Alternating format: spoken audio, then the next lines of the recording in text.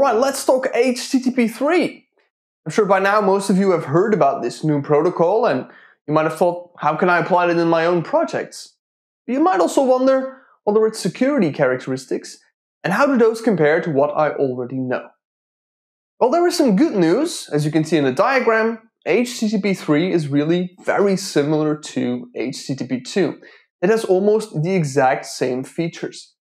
Additionally, there's a thing on top that I call the HTTP semantics. Those are the things like the methods, headers, cookies, cross-origin resource sharing, and all the other fun stuff. That is, of course, also still in H3. Additionally, H3 also uses TLS, the Transport Layer Security Protocol, to make sure it's always fully encrypted on the wire. So we see in the upper layers, things are still very similar. It is lower than that things have changed, as H3 has swapped out the TCP for something new called QUIC.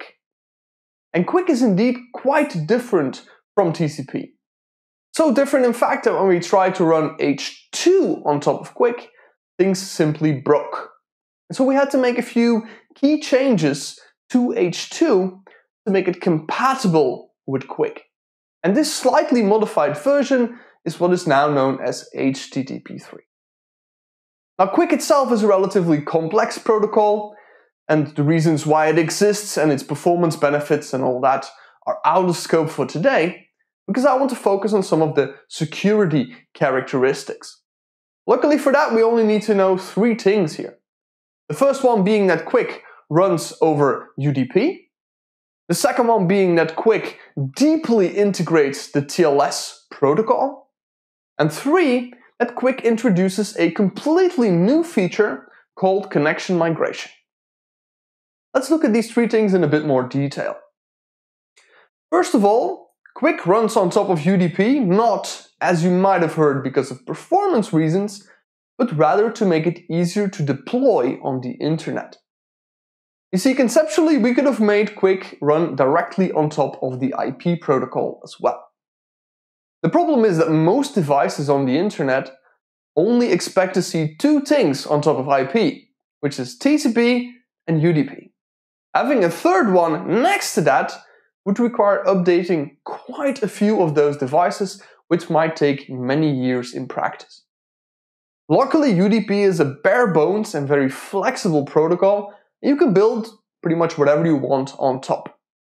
So that's what they did with QUIC. They took the features we know and love from TCP, things like reliability, the connection handshake, congestion control, and much more, and re-implemented it on top of UDP, mainly to hopefully make it easier to actually deploy the new protocol.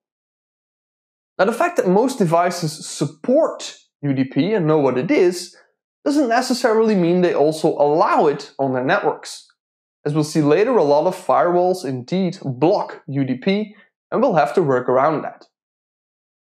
The second thing is that QUIC deeply integrates with TLS.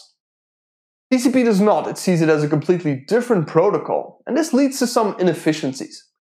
For example, in the handshake, you first need to do the TCP connection setup with the SYN-SYNAC handshake, then you have to do the TLS session setup, and only then can you start doing HTTP stuff. With QUIC, because we have integrated the transport and cryptographic mechanisms into a single thing, we can do all of that in the same round trip, saving quite a bit on performance. And it gets even better. This is only the first time that the QUIC connection is made to a new server. During that first connection, it can already negotiate encryption parameters for the next connection after that. And so that can actually start sending HTTP3 requests from the very first round trip and do that in a fully encrypted manner. This is a powerful new feature of QUIC that we call O-RTT. So QUIC's usage of TLS is good for performance, but of course also for security. Because TCP uses it as a completely separate thing on top, TLS typically only encrypts things like the HTTP payload. With QUIC, we can now also encrypt a lot of the transport level metadata. Things like packet numbers and acknowledgements that are normally plain text visible and changeable with TCP are now fully encrypted with QUIC. This should prevent some classes of attacks and also make it more difficult to track people across the net, but of course again makes QUIC a bit more difficult to, for example, firewall. The third feature is called connection migration. And this is something to solve the often called parking lot problem. The idea there is that you are now probably in a building connected to Wi-Fi. But soon you might go outside with your mobile device out of the range of the Wi-Fi. You will automatically reconnect to a cellular, say 4G network. Doing that will change your device's IP. This in turn leads to all of your existing TCP connections to fail, because TCP uses the IP as one of the unique identifiers for each connection. And so we have to re-establish all of the connections, TCP and the TLS session, again taking quite a bit of time, before we can continue. Now QUIC tries to solve this problem in a relatively simple way. It says, how about I just assign a unique number, a connection ID, to each individual connection. And I send this connection ID in each individual packet header. And so when the client changes networks and changes IP, this unique number stays the same, and the server knows, oh, this is actually the same connection I had before, I can just keep on using it without having to reset. That all sounds great until you start thinking about it. What if a very large actor, let's say something like a government, who has broad view over many different networks, sees this kind of traffic? They could use this connection ID to start tracking users geographically across the different networks. Terrible idea for privacy. And so QUIC is of course quite a bit smarter than this. It will start using a single connection ID at the start of the connection during the handshake. But once the encrypted connection is set up, it will then have the client and server exchange new connection IDs that conceptually map to the same connection. And so when the client changes networks and changes IPs, it also changes this connection ID to one of the previously discussed values. This way the server knows, oh, it's actually the same connection, I can keep on reusing it, but anyone in between, any observer, does not. In QUIC this is called linkability prevention, and it is a very strong privacy feature. So we see that QUIC indeed changes quite a bit from TCP, and these are just a few of the examples. Now this has a big impact on things like, I've mentioned them multiple times, firewalls. How can we change them to make them QUIC compatible? Now the thing is that QUIC runs on top of UDP is a big problem, because firewalls historically don't really like UDP, because it's often used in all kinds of attacks. One of those attacks is called an amplification attack. And the idea is that the attacker is going to send a request over UDP to a server, hoping to get a rather large response back. The thing is, the attacker is going to pretend they're someone else. They're victim. They do this using a technique called IP spoofing, where they change the source IP of the request to that of their intended target. The server does not notice, and it happily sends the large response towards the victim. If you do this multiple times with many attackers or many servers, you can end up overloading the victim's network. The key thing here is that the attacker only needs a little bit of bandwidth to get much more output from the server, hence it being an amplification attack.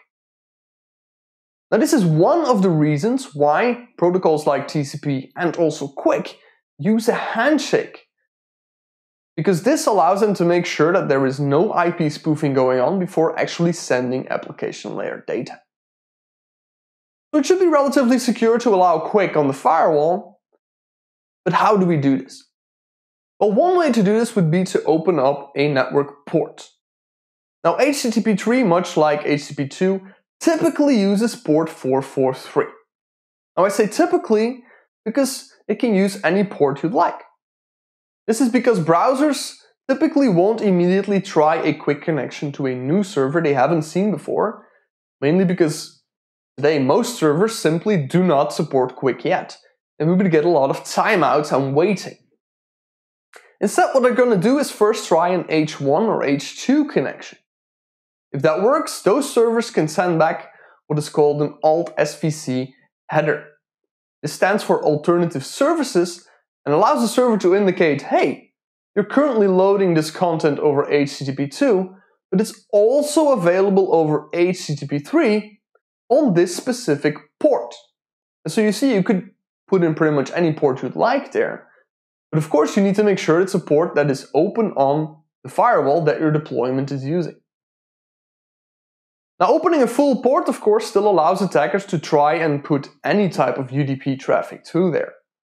What we really want is to only allow things that are valid QUIC.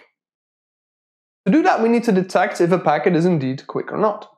And this becomes difficult because, like I said, QUIC is really quite encrypted, even at the transport layer. There really isn't much to look at inside of the QUIC packet header. There's really only the connection ID, which, like I said, is pretty much a random number. Luckily, this is only one of the types of packets that QUIC uses. It's called a O-RTT packet, and it uses a short packet header, hopefully for obvious reasons. This, of course, implies that there are also other packet types and also long packet headers. And that's indeed true. During the handshake, QUIC uses other packet types called initials, handshake packets, and of course O-RTT packets. And those all have long packet headers with a lot more information in them. For example, such a long header has a QUIC version field that the firewall might say, I'm only letting through QUIC packets with versions I support. Other things that are possible, for example, the first packet that the client sends, its initial, contains the TLS client hello. In there is all kinds of juicy metadata like the server name indication, which contains the host or the domain that the client is trying to connect to. And the firewall can parse this and see, is this really a server that I expect to find behind myself or not, and use that to make set decisions. So we see that based on these long headers during the connection setup, the firewall can decide, is this something I will allow or not? If they do, all they have to do is remember the connection ID for this connection.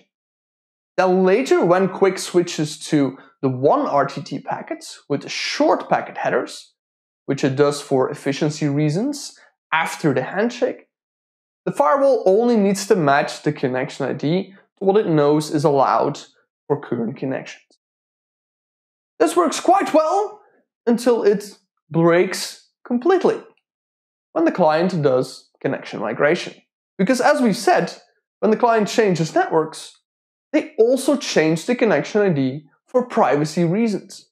And so at this point, the firewall has no way of knowing if these O-RTT packets are, in fact, from a recently migrated connection, or if they are from an attacker trying to do some kind of nefarious things. At this point, the firewall has several options.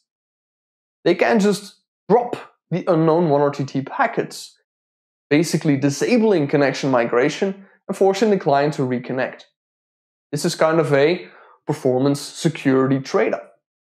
It can also do this less aggressively by saying, I only do that when I suspect I am under attack. So it takes a little bit more risk most of the time, but it can shut things down when it thinks things are getting hairy. You can also think of more complex setups where, for example, we ask the server to only generate a particular type of connection IDs. In my metaphor, for example, only purple connection IDs.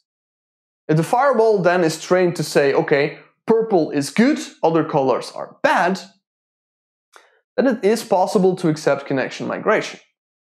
At least until the attackers find out that purple is good. And then we of course need to do more advanced stuff like encrypting the connection IDs themselves as well. And then it gets tricky. And this is something we're actually still figuring out. This is not as standardized, but it is something we're working on because it's also needed for example, load balancing in a QUIC deployment.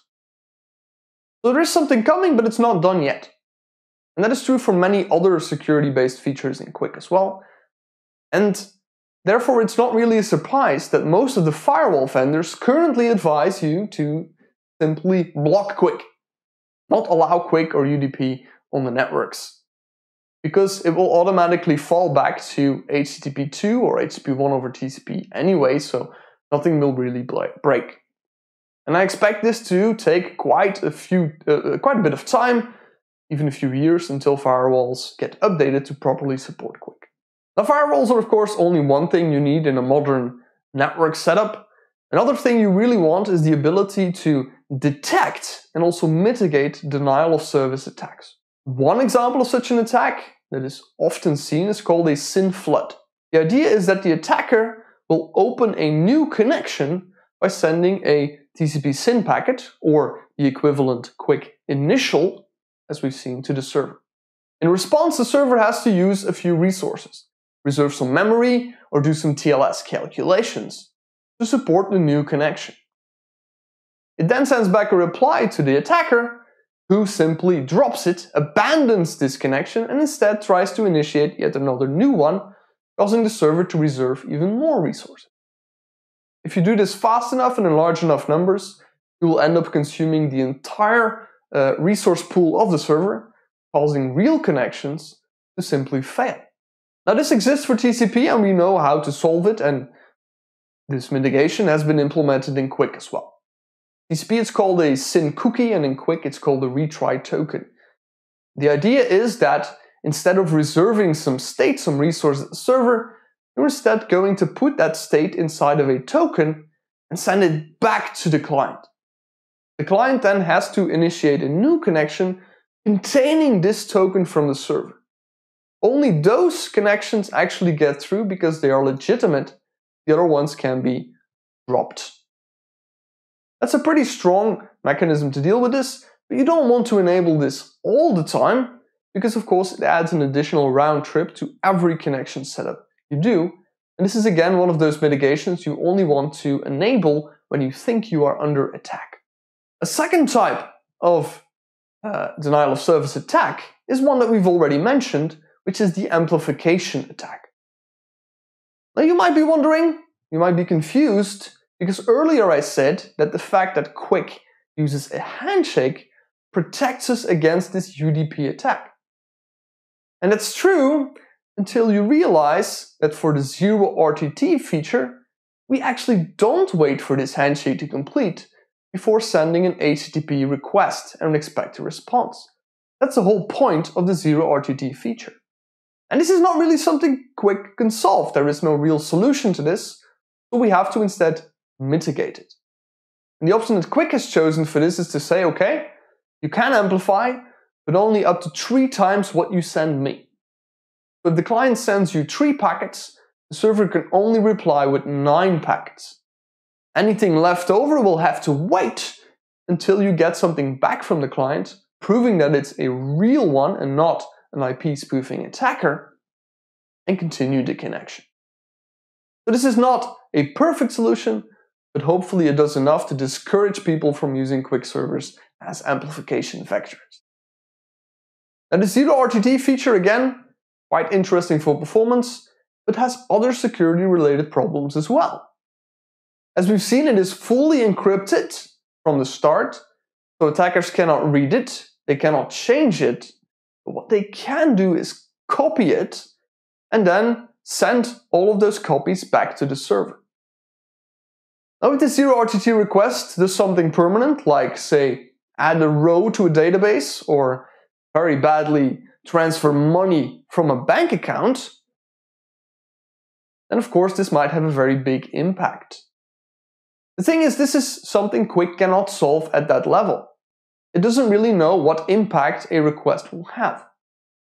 And there are many different things you might do. For example, the Cloudflare deployment, they say we only accept GET requests without query parameters inside of our O-RTT requests, because we expect them to not permanently change state. But of course it depends on your application and how you've programmed the endpoint if that's actually true. And not all deployments will be this strict in what they allow in O-RTT.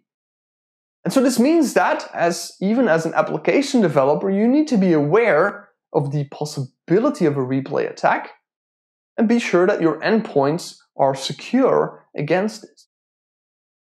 And so we have come full circle. We started on top with HTTP3, we've gone all the way down into QUIC, and now we've surfaced back up again because some of those QUIC layer abstractions and features start to leak back up.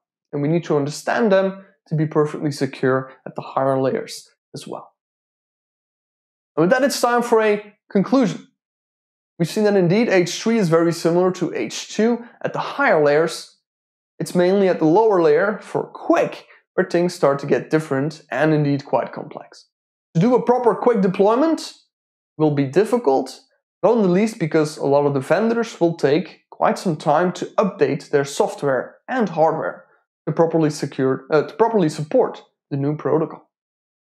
Luckily, QUIC provides quite a few built-in features to help with some of the most prolific attacks, but still, it is necessary for even application layer developers to be aware of some of this, things like the replay attacks, to make sure they are fully protected against everything that can go wrong.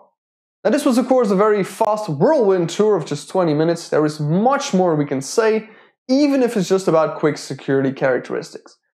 So if you would like to know more, please follow me on Twitter, watch some of my previous content, and ask me any question you'd like. And with that, I would say, in case I don't see you, good afternoon, good evening, and good night.